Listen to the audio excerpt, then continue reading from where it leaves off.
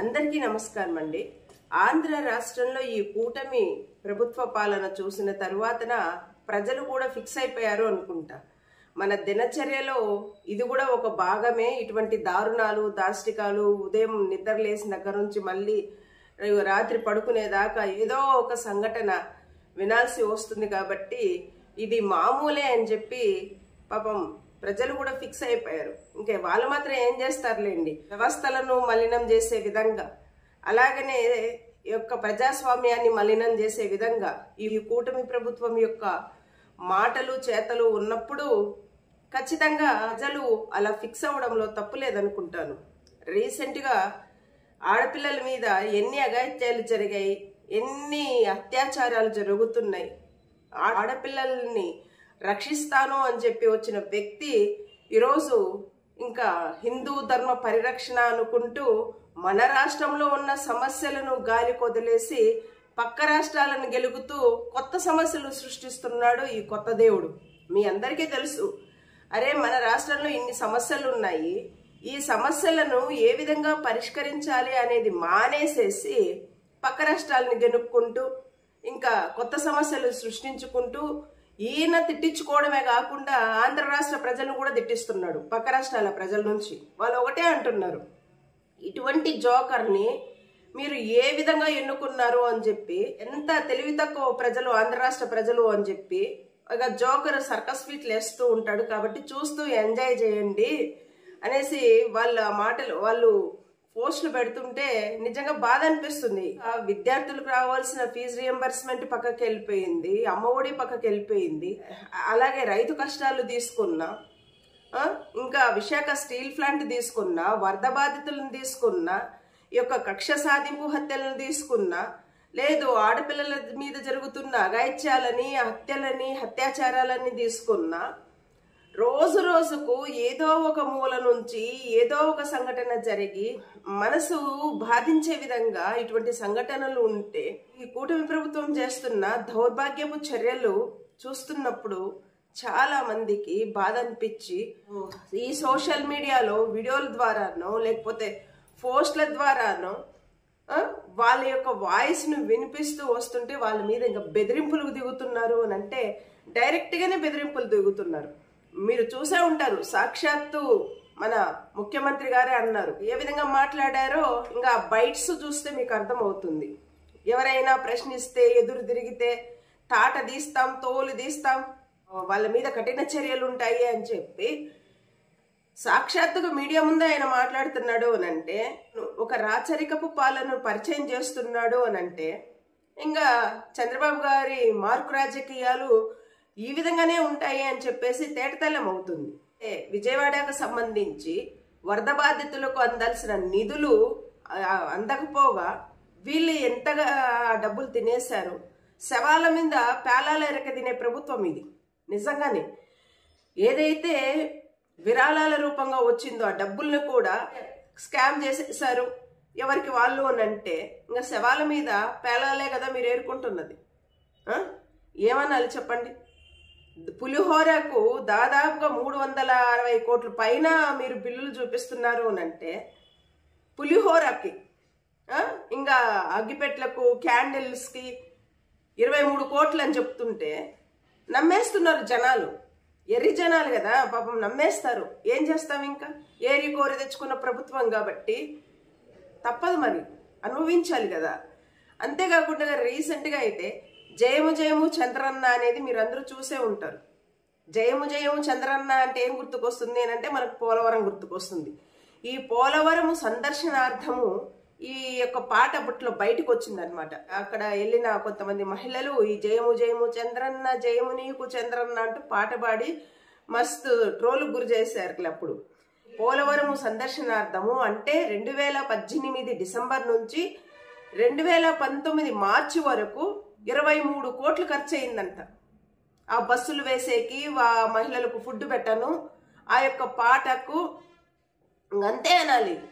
2018 December నుండి 2019 మార్చి వరకు 23 కోట్లు ఖర్చు చేయిస్తూ ఇప్పుడు జీవో పాస్ చేసి ఆ బిల్లు తీసుకుంటున్నారు.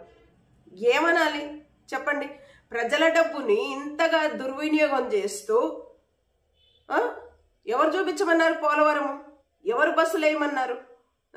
పోలవరం చూపించాల్సిన అవసరం చంద్రబాబు నాయుడుకి ఏముంది కదా? ప్రతి ఒక్కరికి ఆశ ఉంటుంది. ఇప్పుడు నాలాంటి వాళ్ళకి కాదు, అందరికి కూడా ఆశ ఉంటుంది.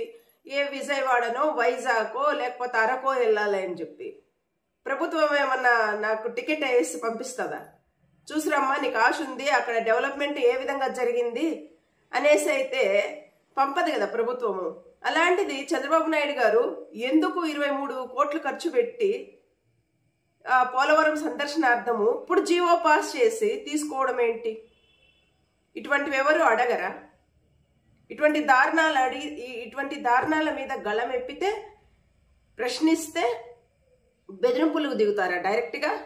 దేనికి? ఎంత దారుణంగా నేను చెప్తున్నాను కదా.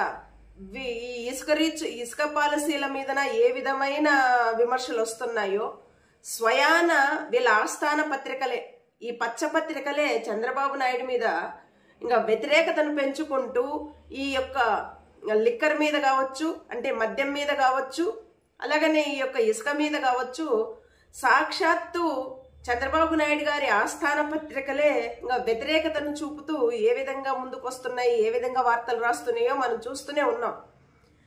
సరే, వాటి మీద వాళ్ళ లొసుగులు ఉంటాయిలేండి. సరే, వాళ్ళ లొసుగులు ఎలా ఉన్నాయి అనేది పక్కన పెడితే, రీసెంట్గా పిఠాపురంకు సంబంధించి 16 ఏళ్ల బాలిక మీదన అత్యాచారం జరిగింది అని వార్తలు బయటకు వస్తున్నాయి.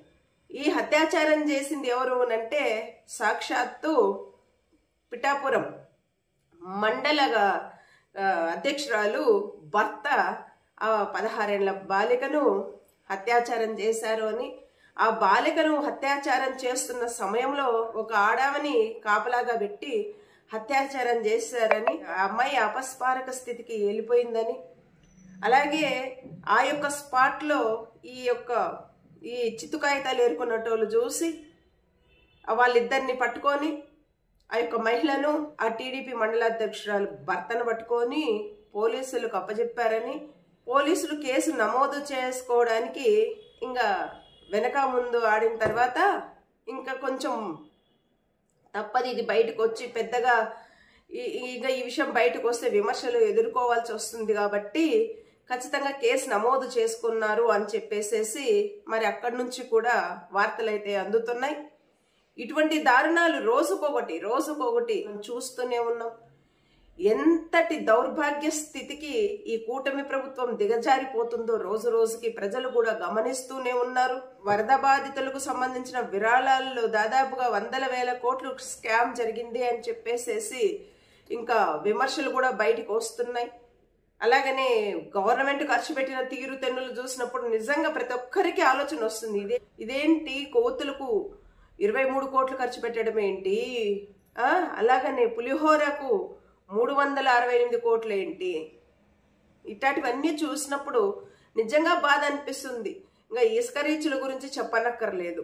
ఇంకా నిత్యావసర వస్తువులు అంటారా, ఒకప్పుడు పాపం కొంతమంది దగ్గర మన కూటమి ప్రభుత్వం అప్పుడు ప్రతిపక్షంలో ఉన్నప్పుడు కొంతమంది పెయిడ్ ఆర్టిస్టులను పెట్టుకొని ఊరికే బయటలు ప్రచారం చేస్తూ వచ్చింది.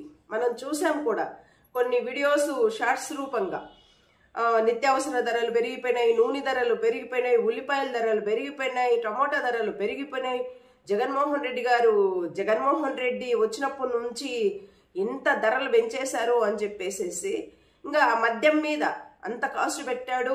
ఆ మద్యం ధరలు చూస్తే ఈ ఆకాశానికి అంటుతున్నాయి, ఈ బ్రాండ్లు ఎక్కడా చూడలేదు మేము అని చెప్పేసేసి ఈ పెయిడ్ ఆర్టిస్టులే కాకుండా సాక్షాత్తుగా టీడీపీకి సంబంధించి జనసేనకు సంబంధించిన నాయకులు, ముఖ్యంగా మహిళా నాయకులు కూడా ఇంకా మైకులు పెట్టుకొని ఇంకా ఊగిపోయింది, ఉర్రతో ఊగిపోయింది మనం చూసాం. అయితే ఇప్పుడు చూడండి, అదే మద్యం ఏ బ్రాండ్లో ఏదైతే లాస్ట్ టైము జగన్మోహన్ రెడ్డి గారి హయాంలో ఏ మద్యం అయితే ఉందో అది కూడా జగన్మోహన్ రెడ్డి గారు ప్రవేశపెట్టిన మద్యం అయితే కాదు. ఆ మద్యం బ్రాండ్ల మీద సంతకాలు పెట్టింది సాక్షాత్తు అప్పుడు 2014లో అధికారంలోకి వచ్చిన మన నారా చంద్రబాబు నాయుడు గారు ఆ బ్రాండ్లకు ఆమోదం తెలుపుతూ సంతకాలు చేస్తే, మరి జగన్మోహన్ రెడ్డి గారు వచ్చిన తర్వాత అదే కంటిన్యూషన్ చేశారే తప్ప ఇటువంటి బ్రాండ్లను ప్రవేశపెట్టాలి అనే ఆలోచన జగన్మోహన్ రెడ్డి గారికి కాదు వచ్చింది. ఏదైతే జగన్మోహన్ రెడ్డి గారి మీద బుడద జల్లుతూ ఈ బ్రాండ్లు చూపించుకుంటూ వచ్చారో ఇప్పుడు సేమ్ అదే బ్రాండ్లే చక్కర్లు కొడుతున్నాయి చాలా వరకు. ఇంకా రేట్లు తగ్గిస్తాము అని చెప్పారు. 99 రూపాయలు 100 రూపాయలు అనేసి అంటున్నారు. ఆ 99 రూపాయలు 100 రూపాయలు కథ పక్కన పెడితే నూనె ప్యాకెట్ వచ్చి ఇక 170 రూపాయలు పెంచేశారు అంటే ఎంతటి గనుడు మన చంద్రబాబు నాయుడు గారు. చంద్రబాబు నాయుడు గారి మార్క్ రాజకీయాలు ఇలాగానే ఉంటాయి. ఈరోజు మార్కెట్లో ఉల్లి ధర చూడండి, టమాటా ధర చూడండి, కూరగాయల ధరలు చూడండి, అలాగే నిత్యావసర వస్తువుల ధరలు కూడా మీరు చూడండి ఏ విధంగా పెరిగాయి. కరెంటు బిల్లులు ఏ విధంగా పెరిగాయి, పెట్రోల్ ధరలు ఏ విధంగా పెరిగాయో మీరందరూ చూడాలి. గతంలో జగన్మోహన్ రెడ్డి గారి ప్రభుత్వం మీద కొంతమంది పెయిడ్ ఆర్టిస్టులని, కొన్ని ఛానల్స్ని, కొన్ని యూట్యూబ్ ఛానల్స్ని పెట్టుకొని ఏ విధంగా అయితే అసత్య ప్రచారాలు పదే పదే ప్రచారం చేస్తూ వచ్చి ఈయన అధికారంలోకి వచ్చాడో ఇప్పుడు ఏం లేదు, ప్రజల మీద భారాన్ని వేసేసి ఇప్పుడు ఈ ఇసుక రీచులు ఏ విధంగా వెళ్ళిపోయా అందరికీ తెలిసిన విషయమే. ఎర్రమట్టి దిబ్బలు కూడా ఏ విధంగా వెళ్ళిపోయా అందరికీ తెలిసిన విషయమే.